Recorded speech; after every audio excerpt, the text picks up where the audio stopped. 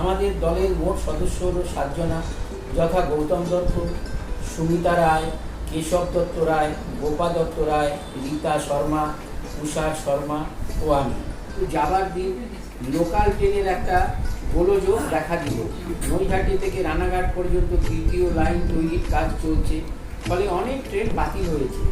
যাই হোক, সকাল 7:30 বাড়ি থেকে বেরিয়ে নিউ ব্যারাকপুর হয়ে শিয়ালদা স্টেশনে পৌঁছাই বেলা 12টা। এক সময় মনে হয়েছিল হয়তো দিল্লিগামী ট্রেনটা নাও পেতে পারে। যাই হোক, অবশেষে ট্রেনটা ধরতে সক্ষম হলাম। ট্রেনটা যখন ঠিক 1:10 দিল্লির উদ্দেশ্যে রওনা দিল, তখন বুঝলাম না, এবার আমি কাশ্মীর যাচ্ছি।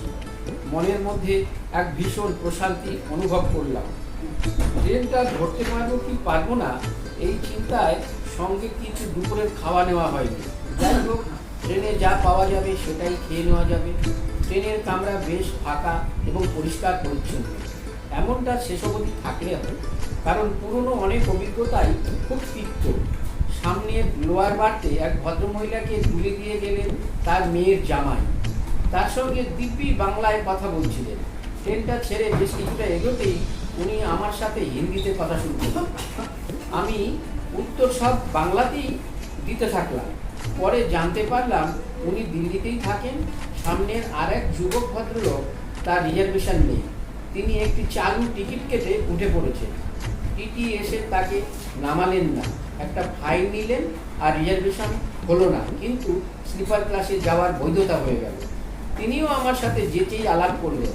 পরে জানতে পারলাম উনি দিল্লির একটি প্রাইভেট হাসপাতালের কর্মচারী। বাড়ি এই বাংলাতেই, বাবা নেই, মা অসুস্থ, তাই ঘন ঘন মাকে দেখতে আসেন। বললেন এত অল্প সময়ের মধ্যে রিজার্ভেশন পাওয়া যায় না, তাই এইভাবেই যাতায়াত করি। এইভাবে আলাপ জমানোর পিছনের উদ্দেশ্য কেউ ওনাকে ভদ্রতার খাতিরে নেমেও যেতে বলবেন না। পরিস্থিতিকে অনুকূলে আনতে মানুষকে কত রকমভাবে এই সমাজে বুদ্ধিকে প্রয়োগ করে চলতে হয়। একটা বার্গার ও 2 কাপ লেবু চা খেয়ে দিনটা কেটে গেল। প্যান্টটি থাকা সত্ত্বেও ট্রেনেও লেজের দিকে যেহেতু, তাই প্যান্টটির সেবা খুব একটা ভালো নয়। যাক, রাতটাও না খেয়ে কেটে গেল। খিদেকে নিয়ন্ত্রণ রাখা পাহাড়ের একটা বিশেষ দিক, তাই রাস্তাঘাটে চলতে গিয়ে খুব একটা অসুবিধা হয়নি। দুর্গাপুর আসানসোল থেকে কামরায় ভিড় অস্বাভাবিকভাবে বেড়ে গেল। এই ভিড় গয়া মোগলসরাই অবধি চলতে থাকলো। গাড়িটায় স্টপেজ কম থাকায় যথা সময়ে দিল্লির নির্দিষ্ট স্টেশনে পৌঁছে যায়। সেখান থেকে লোকাল ট্রেন ধরে নিউ দিল্লি স্টেশনে পৌঁছে যাই যথাসময়ে গৌতমের নির্দেশ অনুযায়ী। নিউ দিল্লি স্টেশনে নামতেই গৌতম দাঁড়িয়ে। ওখান থেকে হাঁটার পর দুজনা গল্প করতে করতে চলে এলাম ওর বাড়িতে। সেই 94 সালের স্মৃতির দরজা ফেলে ঢুকে পড়ি। সেই দিনের সেই স্মৃতি বা অনুভূতির সাথে আজকের আর কোনো কিছুরই মিল খুঁজে পাচ্ছি না। এটাই স্বাভাবিক, কারণ মাঝখান দিয়ে 29টা বছর কখন যেন পেরিয়ে গেছে আমরা কেউই টের পাইনি। আটাই প্রকৃতির নিয়ম। পিঠের ছোট্ট ব্যাগটা নামাতে নামাতে চোখটা একবার চারিদিকে বুলিয়ে নিলাম। ভিতর থেকে গৌতমের স্ত্রী সুমিতা বেরিয়ে এলো। আসুন রবীন্দ্র। এই নিয়ে দ্বিতীয়বার সুমিতার সাথে সাক্ষাৎ। ওদের বাড়ি কলকাতায়, কিন্তু ও চাকরি করতো টাটায়। প্রথম ভারতীয় মহিলা দলের সদস্যা, যে 198 দিন ট্রান্স হিমালয় ট্রেকিং সম্পন্ন করেছে। এ বিষয়ে পর্যায়ক্রমে পরে আলোচনা করা যাবে। গৌতম আগে একটু বিশ্রাম নিয়ে চা পান করে তারপরে স্নান সেরে সকলে একসাথে ব্রেকফাস্ট করবে। চা পান করতে করতেই অল্প বিস্তর কুশল আলাপচারিতা চলতে থাকলো। এবার কলকাতা থেকে গৌতমের দিদি জামাইবাবু আসবেন, তাদের অপেক্ষা।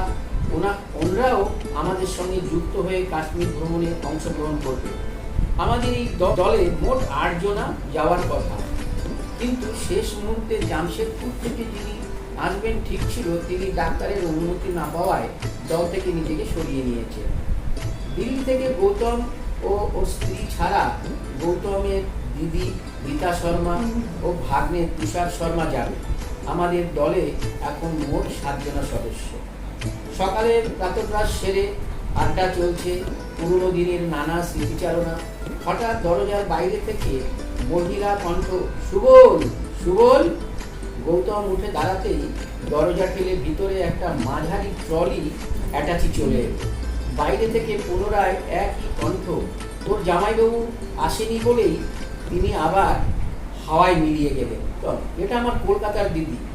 দরজা দিয়ে উঁকি মেরে হাওয়ার সাক্ষাৎ পেলাম। মিনিট পাঁচেক বাদে এক ভদ্রমহিলা ঢুকলেন। বুঝলি সুবল, তোর জামাইবাবু বোধ হয় রাস্তা ভুল করেছে, ও ঠিক চলে আসবে। গৌতমের ডাকনাম হচ্ছে সুবল। গৌতম, দিদি ইনি হচ্ছেন রবীন্দ্র। আমাদের কুশল বিনিময় হলো। প্রথা অনুযায়ী নমস্কার করে ভদ্রমহিলাকে দেখে আমার মনের মধ্যে একটা দ্বন্দ্বের সৃষ্টি হলো। ইনি গৌতমের দিদি, কি করেন? জিন্স পরা একটা ইয়ং লেডি, গায়ের রং যথেষ্ট ফর্সা, মাঝারি হাই, কথাবার্তায় বেশ মার্জিত। আমি ভালো করে বুঝবার চেষ্টা করছি বয়সটা কত হতে পারে। দেখে মনে হচ্ছে 40-45-এর আশেপাশে হবে। যাকে কিছুক্ষণের মধ্যে গৌতমের জামাইবাবু কেশববাবু ঢুকলেন। গৌতম আলাপ করিয়ে দিল। কথার ফাঁকে কিছুক্ষণ চলল চায়ের আড্ডা। এরপর স্নান সেরে সকালের টিফিন সারা হলো। আমাদের টিফিন শেষ হতেই ঘুরতে যাওয়ার বিষয় শুরু হলো আলোচনা। কোথায় কোথায় কিভাবে যাওয়া হবে তার প্রাথমিক পরিকল্পনা। গৌতম ও সুমিতা এটা করেই রেখেছে। সেই ব্যাপারে গৌতম আমাদের সঙ্গে আরও একবার ঝালিয়ে নেওয়ার চেষ্টা করল। অন্যরা কিছু মতামত আদান প্রদান করলেও আমি ধৈর্য ধরে সবটাই শুনলাম এবং ব্যাপারটা বুঝতে চেষ্টা করছিলাম। আমি নিশ্চুপ তার একটিমাত্র কারণ, যে পরিকল্পনাটা করেছে তাকে বিষয়টা নিয়ে অনেক ভাবতে হয়েছে, ফলে সেই বিষয়টাকে অবশ্যই গুরুত্ব দেওয়া আমার কাজ। রাস্তায় বেরিয়ে কোনো অসুবিধা হলে তখন সেটা ভাবা যাবে, তার আগে নয়। ইন্টারনেটের মাধ্যমে রাস্তার কিছু কাজ গৌতম আগে থেকে সেরে রেখেছে, যেমন বিশেষ করে পথ চলার জন্য একটা গাড়ি ও থাকার জন্য হোটেল। ঘুরতে যাওয়ার আগেই এখানে দল অনেকটা চাপ। এখন থেকে বেশ কয়েকটা দিন আমরা সকলে একসাথে থাকবো, সেখানে যাতে কোনোভাবেই সমস্যার সৃষ্টি না হয় এবং হলে সেটাকে কিভাবে নিজেদের মধ্যে মানিয়ে নেওয়া যায় চেনা ও জানার প্রয়োজনটা এই কারণে। দুপুরে ভোজন শেষে কেশববাবু, গৌতম ও আমি আবার শুরু হলো এক প্রস্ত আড্ডা। বাকি মহিলা দুজনেই চলে গেল পাশের ঘরে। কথার ফাঁকে কেশববাবু একটু ঘুমিয়ে নিলেন। আমরা দুজন ডুবে গেলাম পুরনো নস্টালজিয়ায়। এভাবেই খেপে খেপে আলোচনায় দিন অবসানে ফিরে আসে সেই বহু পুরনো স্মৃতির রাত। রাত কাটতেই সকলের মধ্যে শুরু হলো গুড মর্নিংয়ের ঘনঘটা। মনে হলো আমরা সকলেই অনেক পুরনো পরিচিত। এটা একটা দলের পক্ষে শুভ লক্ষণ। আজ 16 বিকেলে দিল্লি থেকে ট্রেনে কাশ্মীর যাত্রা শুরু। আমাদের এই দলে আরও দুজন যুক্ত হবে, একজন গৌতমের বিবাহিত দিদি ও তার ছেলে। ওরাও দিল্লিবাসী। আমাদের দলের মোট সদস্য হলো 7 জনা, যথা গৌতম দত্ত, সুমিতা রায়, কেশব দত্ত রায়, গোপা দত্ত রায়, রীতা শর্মা, তুষার শর্মা ও আমি। আমাদের ট্রেন শ্রীশক্তি উদমপুর। নিউ দিল্লি থেকে সন্ধে 7:05 ঠিক সময় আমরা সকলেই গৌতমের নেতৃত্বে জড়ো হলাম নিউ দিল্লি প্ল্যাটফর্মে। ট্রেন ঠিক 7:05 নিউ দিল্লি ছেড়ে আমাদের নিয়ে এগিয়ে চলে উদমপুরের পথে। ওখানে আমরা নেমে যাব। ট্রেন এগিয়ে যাবে শেষ স্টেশন কাটরা পর্যন্ত। এরও আগে কাজ এগিয়ে চলেছে ট্রেনটাকে ভারতের শেষ প্রান্ত বারমুলা পর্যন্ত নিয়ে যাওয়া। যদিও বানিহাল টানেল থেকে বারমুলা পর্যন্ত ট্রেন চলছে, মাঝের কিছুটা অংশ কাজ চলছে, সম্পন্ন হলেই জিরো দেওয়া হবে। ট্রেনে সবাই একই কামরায় বসে গল্পগুজব শুরু হয়ে গেল। শুরুর আগের অপেক্ষাটাই হলো যে কোনো ভ্রমণের রহস্য, অনুভূতির মজা। যখন শুরু হয়ে যায় তখন সেই নিমেষেই পলকেই শেষ হয়। ট্রেনের যাত্রীরা সকলেই মজে আছে নিজেদের মশগুলের সাথে, আমরাও। মাঝে প্যান্ট্রির হকারদের আনাগোনা। টিটি মহাশয় এসে নিশ্চিত করে যান আমাদের ট্রেন সফর। আস্তে আস্তে রাতের আহারের সময় এগিয়ে আসে। আমাদের খাবার আমাদের সঙ্গেই নিয়ে এসেছি। এক্ষেত্রে একটি কথা না বললেই নয়, সেটা হলো আমাদের আগে থেকেই সিদ্ধান্ত হয়ে গেছে যত কম খরচে পারা যায় ঘুরতে হবে। সুযোগ থাকলে রাস্তায় খাবার আমরা বানিয়ে নেব। আমাদের দলেরই শুধু নয়, কামরার বাকিদের আহার শেষ হতেই ধীরে ধীরে একের পর এক আলো নিভে আসতে লাগলো। ট্রেনে ওঠার পর থেকে শুরু সেই শোরগোল আস্তে আস্তে রাত বাড়ার সাথে সাথে ধীর গতিতে স্থিমিত। ভোর 4:45 ট্রেন আমাদের উদমপুরে নামিয়ে দিয়ে এগিয়ে গেল কাটরার দিকে।